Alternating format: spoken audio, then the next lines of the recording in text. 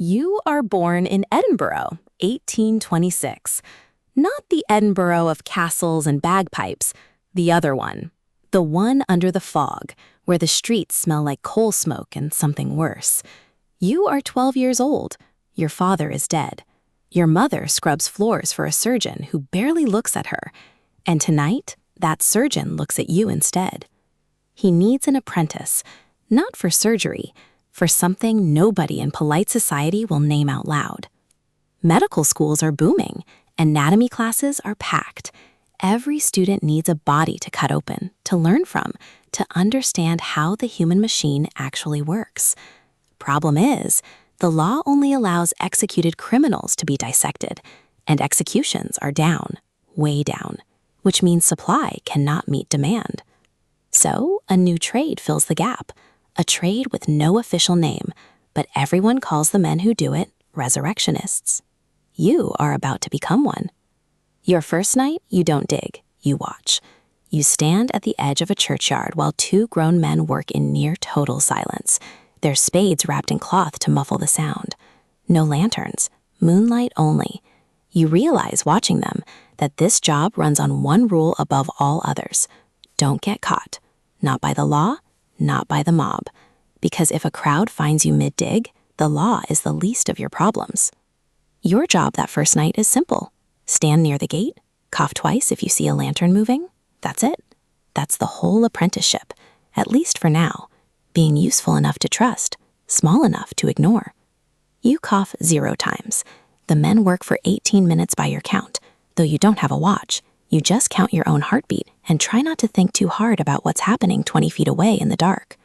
When they finally climb out, one of them is soaked to the knees in mud and doesn't seem to notice.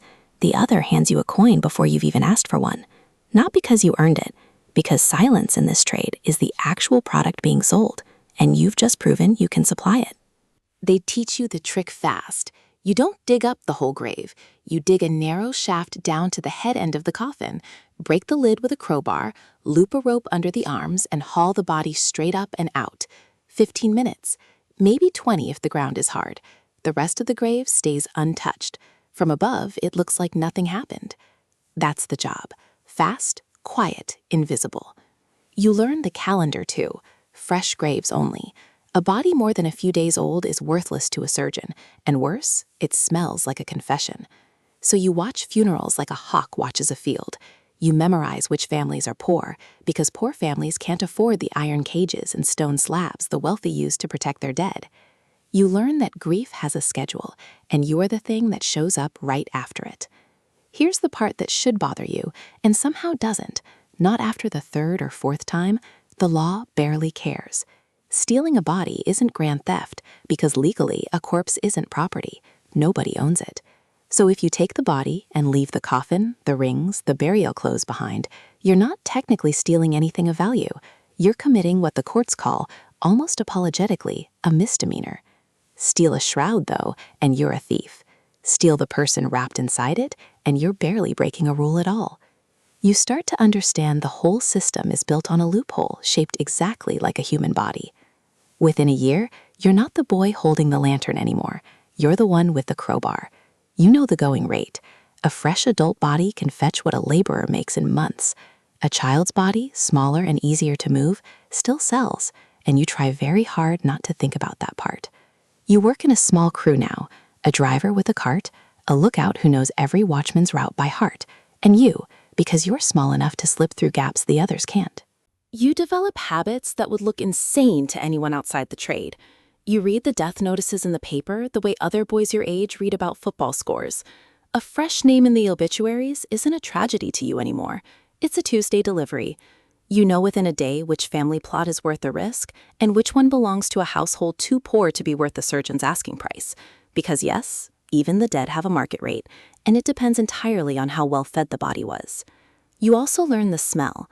Not the smell of decay, that comes later, and you avoid it whenever you can. It's the smell of fresh-turned earth mixed with tallow candle smoke, the smell that means someone was buried today and someone else is already planning tonight. You'll carry that smell in your memory for the rest of your life, long after you've stopped needing to notice it. The city grows suspicious. Cemeteries start posting watchmen. Families take turns guarding fresh graves in shifts, sitting in the cold for nights on end just to make sure their dead relative stays buried. Some install mort safes, heavy iron cages bolted over the grave that make digging nearly impossible. Others build watchtowers right into the graveyard wall. You adapt. Everyone in this trade adapts, or they end up in front of a judge, or worse, in front of a crowd that's already decided your sentence. Then, in 1828, the game changes completely, and you're close enough to feel the shift before the newspaper's printed. 2 men in the city stop bothering with the digging entirely.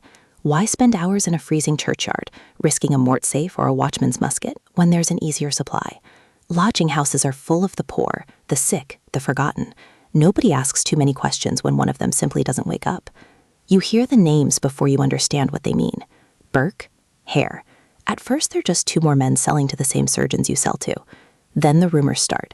16 victims, not exhumed, murdered, smothered quietly enough to leave no mark, sold to the same anatomy school that's been buying your work for 2 years. The surgeon who examines the bodies doesn't ask where they came from. That's the arrangement. That's always been the arrangement. Nobody at the top of this trade wants to know how the bottom of it actually operates. When it finally breaks, it breaks the whole city open. Hare turns witness to save his own neck. Burke hangs in front of a crowd so large the streets can't hold them. Tickets sold for the best view of the gallows. And in a detail so sharp it feels like the city itself demanding payback, Burke's own body is publicly dissected afterward, and his skeleton is put on display. The resurrection man becomes, in the end, exactly what he used to sell. You are not Burke. You are not Hare. But you are standing close enough to the fire that you feel the heat of it change everything around you. For weeks, the city talks of nothing else. Crowds gather outside the courthouse before dawn just to get a seat. Pamphlets sell on every corner with woodcut illustrations of the murders, each one more exaggerated than the last. Children in the street start a rhyme about Burke and Hare, the kind of grim little chant that gets passed down for generations without anyone quite remembering why it's funny. It isn't funny. It just survives, the way dark jokes about disasters always do. And you keep your head down. You stop taking jobs for a month, then 2. Every surgeon in the city is suddenly very interested in appearing respectable. The men who used to meet you at the back door in the middle of the night now pretend in daylight that they've never seen you before in their lives. The trade you've spent years learning collapses almost overnight. Parliament can no longer pretend the loophole is harmless. A new law arrives, the Anatomy Act, and it does something almost nobody expected. It doesn't ban dissection, it expands it. Now, unclaimed bodies from workhouses and hospitals can legally go straight to medical schools. No digging required, no crowbar, no moonlight. The men who once paid you good money for a fresh grave suddenly don't need you at all. You remember, oddly, feeling relieved before you felt anything else. No more counting your own heartbeat at a churchyard gate. No more calculating which grieving family was too poor to protect their dead. For the first time since you were 12 years old, you don't have to think about death as a supply chain. You just get to think about it the way everyone else does, rarely and from a safe distance. But relief doesn't pay rent, and a trade doesn't vanish just because the law changes. It just stops being yours. You watch other boys, younger than you were, drift toward different corners of the same grim economy.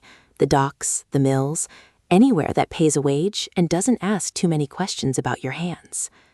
Just like that, the trade you built your whole adolescence around simply stops existing. Not because it became illegal. It always was, technically. It stops because it becomes unnecessary. The demand that created you gets satisfied by a cheaper, quieter, perfectly legal source.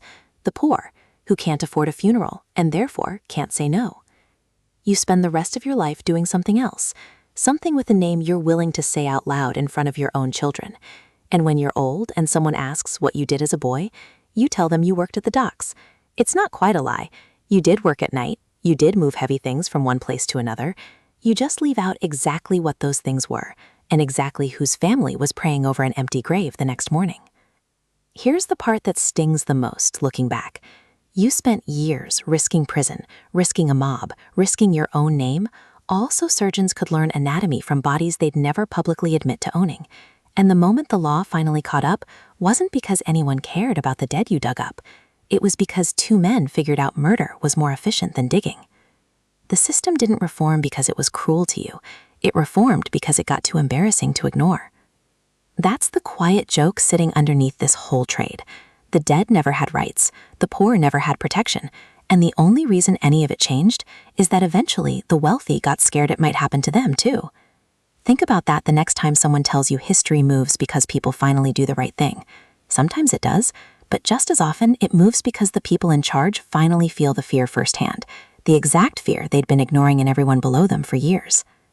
You were never the villain of this story.